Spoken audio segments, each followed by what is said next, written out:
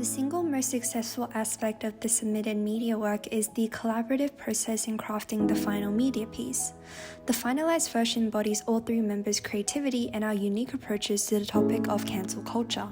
The finished work is a very well-constructed reflection of our initial idea, which incorporates experimental and immersive elements into a podcast genre. Communication between each member was thorough, and we worked completely collaboratively for the entire piece, where each member contributed to the script recording and editing process.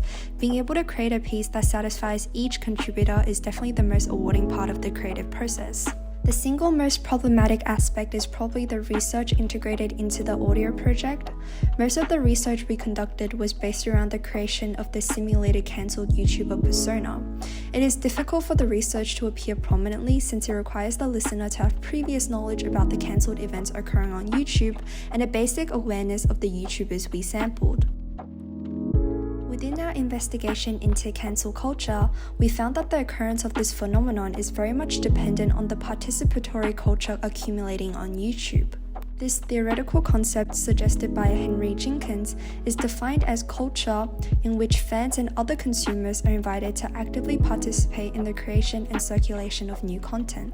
With participatory culture, user agency on YouTube increases and many audiences evolve into prod users, where their opinions and ideas are immensely influential.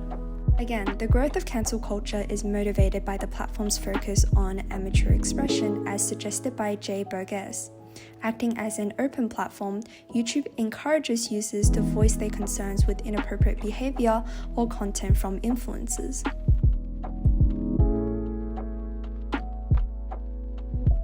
I think the single most important affordance of audio-based media is the strong immersion it provides for listeners.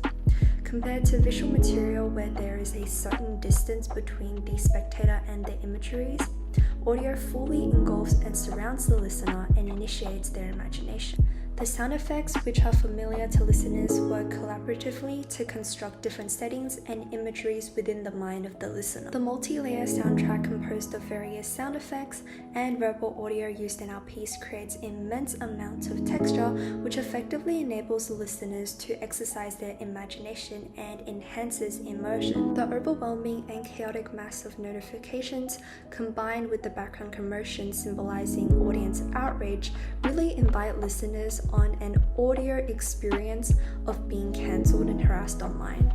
Overall, our piece breaks the barrier between the media product and the consumer and really immerses the listener within the world created by the audio piece. The most vital thing I learned within the creative process about collaboration is definitely communication in terms of managing our schedule, discussing ideas, and dividing workload. Since our schedule was so well managed, it was really easy for us to come together and have discussions, and also left enough time for each person to complete their own individual tasks. Additionally, we promptly had group meetings and discussions to check up on each other's working process and refined our content.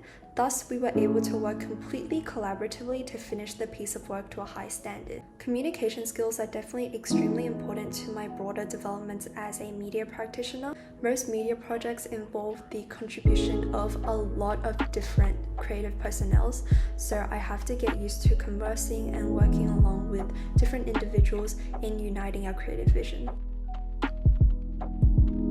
The most prominent feedback that we received from the peer review session was majorly focused on the interview reconstruction aspect of our media project. We scripted for the cancelled YouTuber to say very offensive lines about homeless people in order to emphasize the reasoning behind the viewer outrage against their actions. In order to make this part more immersive and to differentiate it from the rest of the podcast interview, we added a lot of background ambience.